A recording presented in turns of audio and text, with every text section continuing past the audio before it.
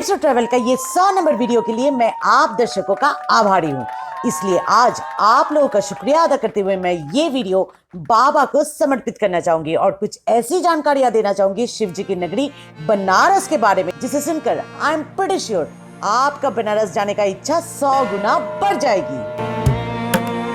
पुराणों की माने तो वाराणसी 3000 साल पहले निर्माण किया गया था स्वयं भगवान शिव जी के द्वारा, और कथा के अनुसार विश्व में आखिरी बचे शहर भी बनारस ही होने वाली है। और ये बात हाल ही में रिलीज हुआ चलचित्र कल्कि में भी उल्लेख किया गया है।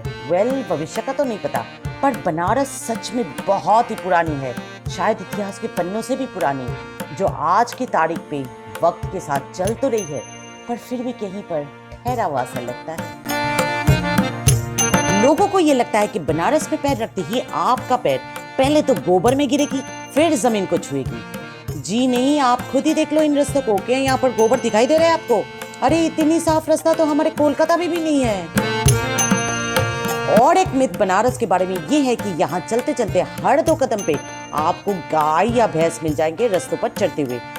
ये सोच भी आज की तारीख में एक मिथ है। सच्चाई तो ये है कि इन जीवों को रास्तों से यूपी प्रशासन के जरिए हटाकर एक बहुत ही अच्छा सुरक्षित स्थान पे ले जाया गया है, जहां इनका बहुत ही अच्छी से देखभाल होता है और डेयरी प्रोडक्ट में भी काम आता है। बनारस के मुख्य धार्मिक स्थल काशी विश्वनाथ जी के मंदिर को लेकर भी लोगों के मन में गलतफहमियां हैं। श्रद्धालु पूजा देने के लिए प्रसाद यानी संदेश, नकुलदाना, बताशा या पेड़े वगैरह खरीदते हैं, जबकि असलियत में भोलेनाथ तो सिर्फ वो दूध वाला जल और सिद्धि वाला पानी से नहाकर ही प्रसन्न हो जाते हैं। इसलिए तो जब आप मंदिर के भीतर प्रवेश करते हो पूजा देने के लिए, वहाँ खड़े पुरोहित सिर्फ फूल और वो पानी शिव जी के सर पे डाल देने के लिए निवेदन करते हैं। और एक अफवाह ये है कि बनारस में अगर बारिश आने में देर करती है ना, तो मेंढकों की शादी दिया जाता है। और ये अफवाह 100% सच है। कभी हो सके तो बनारस के घाटों में जरूर पधारिएगा। मेंढकों की शादी में आपका निमंत्रण हमारी तरफ से। मोक्ष प्राप्ति का शहर भी माना जाता है बनारस को। अगर कोई इंसान बनारस में दम तोड़ता है तो वो पुनर्जीवित नहीं होता है। अब इस बात में कितनी सच्चाई है वो हम कैसे बताएं आपको, पर हाँ, ये मिथ यहाँ प्रचलित है। कहते हैं बनारस में बहने वाली गंगा नदी में अगर कोई डुबकी लगाएगा तो उस इंसान के सारे पाप धुल जाएंगे। इस बात को अगर हम यहाँ खंडन करते हैं तो विवाद हो जाएगा। बस इतना ही कहना कि कैसा लगेगा आपको अगर कोई एक खूनी या बलात्कारी या भ्रष्टाचारी दोष करके गंगा मैया में डुबकी लगाया और दूसरा क्राइम करने निकल गया और आप वहीं खड़े देखते रह गए। बनारसी साड़ियों की बात करें तो वो आज भी इतनी मशहूर है कि नामचीन अभिनेत्रियां बड़े बड़े फंक्शनों में इसे फक्र के साथ पहनते हुए दिखाई देती है। पर क्या आपको पता है कि ये बनारसी साड़ियां बनती तो है बनारस में, पर इसमें बुने जाने वाली सिल्क बाहर से आमदनी होती है, वो यहाँ का उत्पादन नहीं है। बनारस को घाटों की शहर भी बुलाया जाता है। यहाँ 80 से भी ज्यादा घाटें मौजूद है, जिनमें से दशाश्वमेध घाट, 80 घाट, राजा हरिश्चंद्र घाट और मणिकर्णिका घाट प्रमुख है। आपकी छोटी सी बनारस यात्रा में इन सभी घाटें अगर देखना नसीब ना हो तो नाव विहार करके भी आप इनको देख सकते हो।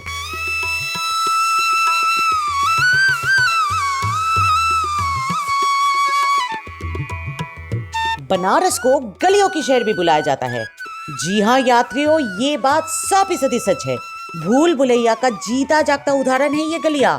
सभी गलियां और गलियों में मौजूद ये मकाने एक दूसरे से इतना मेल खाते हैं कि आप रास्ता भटकने में मजबूर हो जाओगे। बेहतर ये है कि आप इन दुकानदारों को पूछते हुए रास्ते में आगे बढ़िएगा।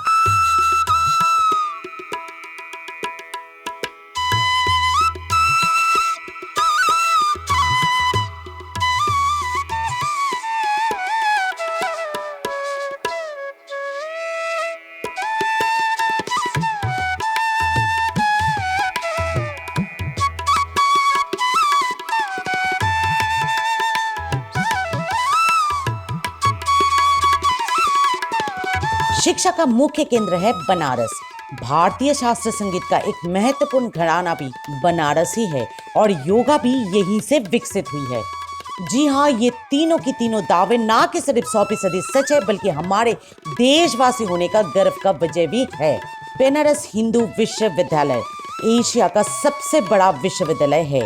प्रेमचंद, तुलसीदास, रविशंकर, सैन डिएगो कुछ प्रमुख उदाहरणों में से एक है। जबकि संगीत की बात करें तो ठुमरी, दादर, होड़ी, भैरवी का प्रथम उल्लेख भी बनारस के इतिहास के पन्ने गवाही देती है। और योगा की बात करें तो अनगिनत घाटे हैं ना बनारस में। किसी दिन हो सके तो सुबह सुबह उठकर वहीं पर जाकर खड़े हो जाइएगा। ऋषि महर्षियों को आज भी आप वहाँ लोगों को फ्री में योगा सिखाते हुए पाओगे या खुद ऐसे ही योगा करते हुए दिखेंगे।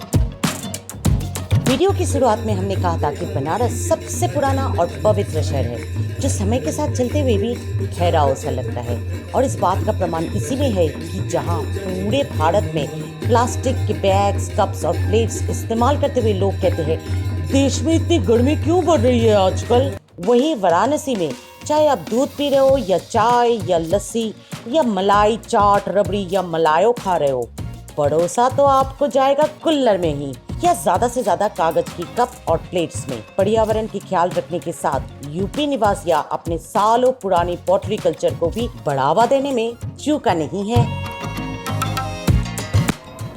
खई के पान बनारस वाला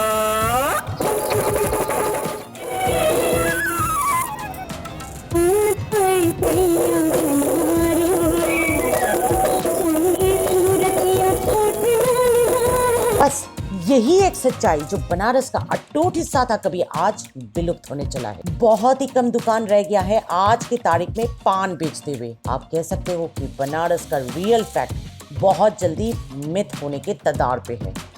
इतिहास के पन्नों से भी पुराना एक शहर का मिथ्स और फैक्ट्स यानी अफवाहें और वास्तविकता को एक छोटी सी वीडियो में समेटना ना कि सिर्फ कठिन है बल्कि नामुमकिन है। फिर भी हमने कोशिश की कि बनारस के आज के चित्र और उसकी पौराणिक सच्चाई को आप लोगों के सामने ला सकूं, लोगों के मन में भावनाएं जगा सकूं for a trip to Banaras. हर हर Mahadev. Click to see the next video and happy journey!